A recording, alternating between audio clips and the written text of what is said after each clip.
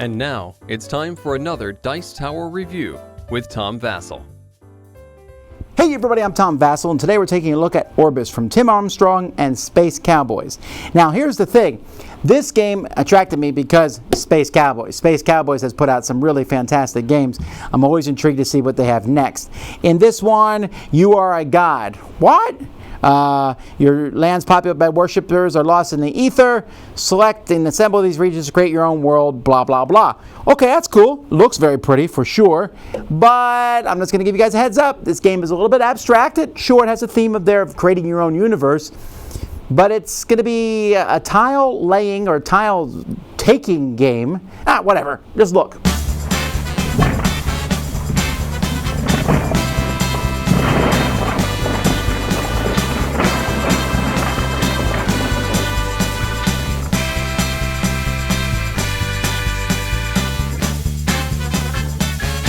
So a bunch of tiles are placed here in a 3x3 grid. There's going to be 3 levels of tiles, 1, 2s, and 3s. So you'll start with the 1s, and then they'll be replaced by the 2s, and etc. You're also going to play with a certain number of gods based on the number of players. So let's say it's a 3-player game. We'd use 4 gods out of a mix here. Now, players are going to continue going until their universe is finished. So as you take a tile, whenever you take a tile, you're going to put it in front of you in a basically display here. And you're going to have your bottom row of a pyramid of sorts. So your bottom row would have 5 tiles, your next row would have 4, then 3, then 2, and then you'll have 1 god tile at the top of that. So that's all you're going to take. You're going to be taking 14 of these tiles plus 1 god tile for a total of 15 tiles over the whole course of the game. As you put these tiles in your display, when you put them in the bottom row, you can put tiles any color you want. When you start the second row, if it's on top of 2 tiles like this, it has to match one of these 2 colors. So this one could be red. If at any point you take a tile and you are, let's say this is, the top of my pyramid here is a yellow, red, and blue, and I want to put a white there, and I'm forced to take a white for whatever reason, I would have to flip that tile over, and it's going to be worth -1 point. However, it is a wild color then for purposes of tiles on top of it. So as you build the pyramid, so on your turn, you are going to pick any tile here. So maybe my first turn I say, I'm going to take this white tile here. So is there a cost to this tile? No, this one's free. Does it give me a benefit? Yes, it gives me a worshiper or a cube of my choice. So I'll take white. And then I look at the color of the tile. This one happens to be a white tile. And I will put a white worshiper on all the tiles that are next to it. In this case, 4 of them. And then we replace it. Maybe the next person decides to take this tile here. Why will they take this tile? Because first of all, they get this white worshiper. And secondly, they're going to get 2 more yellow worshipers. So now they have 3 worshipers. And then yellow cubes are going to go here, here, and here. And then this one is replaced. And maybe the next person takes this one. They get the one white worshiper, and they'll get a blue worshiper. And that will also put a blue worshiper here, here, and here, and putting another tile down. So as you can see, as you're placing these, more and more cubes are going to show up. Now some spots are going to have costs. This one here costs 2 red cubes to take that. This one costs a red or a green cube. If you have costs, and those costs are on the tile, you can use them. So if I need a blue and white, and this blue and white are here, I can use those to pay for the tile. This tile is going to be worth 1 point at the end of the game. Most of the other tiles aren't worth anything, but this one here is pretty cool. This one is not only worth 1 point at the end of the game, but it gives me this green infinity token, which means for the rest of the game, I no longer need to pay costs, green cubes as costs on tiles. This one here is going to be worth 2 points at the end of the game if this tile is next to 3 or more green or yellow tiles. If there ever comes a point where that's not going to happen, I just put a token on top of it to show it's worth 0 points now. This one here, when I take this tile, I have to pay 2 red cubes, and then I instantly have to kill 4 green cubes that are not on this tile. Those green cubes would need to be scattered on the other 8 tiles. So I just get rid of those 4 green cubes, and if so, it's worth an additional 2 points. If I can't kill 4 green cubes, I can still take the tile, but again, it's going to be worth nothing. If you're forced to take a tile and you can't pay the costs on it, you'll again flip it over and it's -1. Other tiles are going to show up as the game goes by. Mostly the green tiles are going to give you points if they're next to ones of the same type, like green and red, this one. Volcano tiles will require you to kill a certain number of worshippers that are on other ones. There are other tiles. This one here gives you infinity red. There's one for each color. Water tiles will give you points at the end of the game if there is a red tile underneath it or whatever the color it shows you here is. There's also going to be temple tiles. As you collect temple tiles, at the end of the game, whoever has the most temples is going to get, in this case, 11 points, then 7, then 4, then 2. A certain number of points based on a number of players. And you can see as you go through, there's all sorts of various tiles that are going to be different colors. Some have multiple temples. There are villages where when you buy this for these 3 cubes, I can pay another 3 cubes to get 3 more victory points. And you're going to keep going until you finish. So you are taking one of these tiles, putting the cubes out, or you take one of these god tiles. You can only take a god tile once per game. So you have to be careful when's the best time. She's just worth 2 points. She's worth 1 point and gives you 5 cubes. If you spend 6 cubes when you buy this god, you get 3 points. And if you have the most villages at the end of the game, you get 3 points. So each person is going to pick one of these and put it on the top of their pyramid. So here's an example of a finished pyramid. Now you don't need to have one of each color in the bottom row. You could have 2 greens or whatever. But you can see that yellow goes up and blue and then white and red, etc.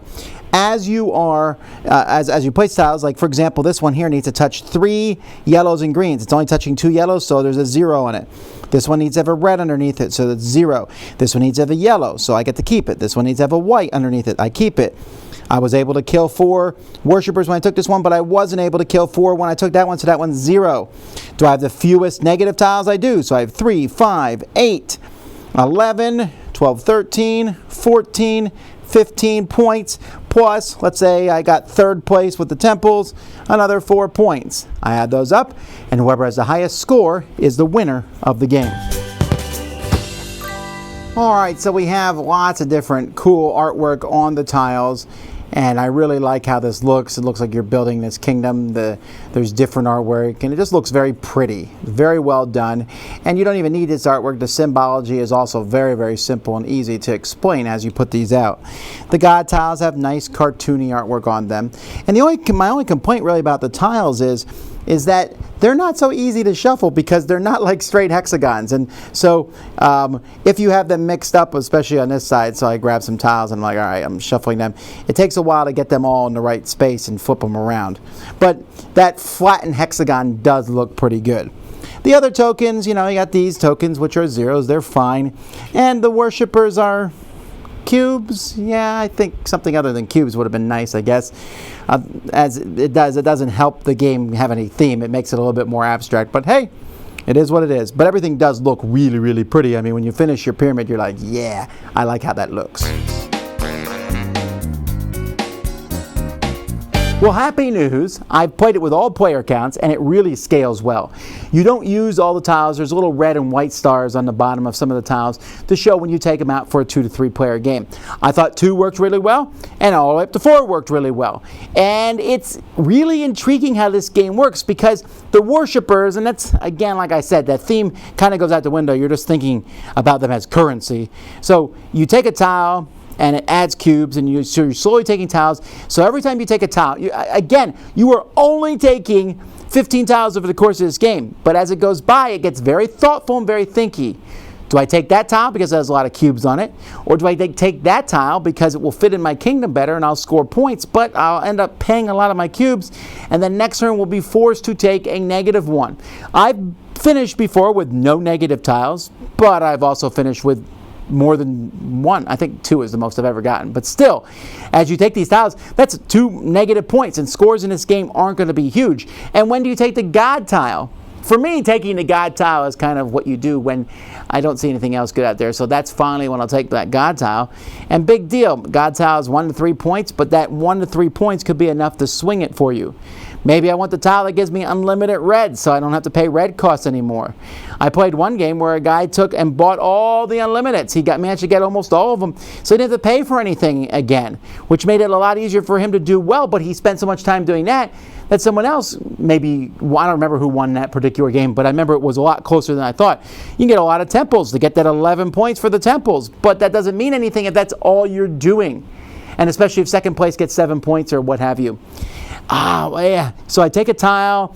Well, I'm thinking about the cubes I get, how it fits in. There's only 5 different kinds of tiles. The volcanoes are very interesting because, when you take those, you're also taking more cubes off the board, but they have to be there.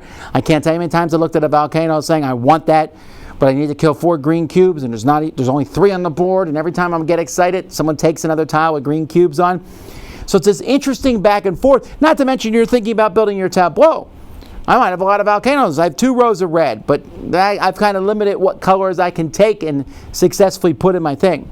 So this has shades of Splendor to some degree, another popular game from Space Cowboys, but I don't think it's as easy or light. I think it's not a difficult game to teach people. I think that it's a lot deeper than it looks. That you're making, your first choice might be simple, but starting with around choice 3, every choice gets tough and you're sitting there going, which one do I take? You don't have a ton of options, so you're going to be forced to pick one. There's only 9 options. And I like how in the design space this small, like, hey, there's only 15 choices, and each choice you have 9 or 10 options, depending if you're taking your God tile or not. And that's it. But that is enough to make a pretty decent little game. It doesn't feel like anything I played before, and I'm very impressed with it. I'm not something I wouldn't necessarily want to play for laughter. It's a quieter game than many of the ones I play, but it's certainly one worth checking out. That's Orbis. Dice Tower Judgment approved.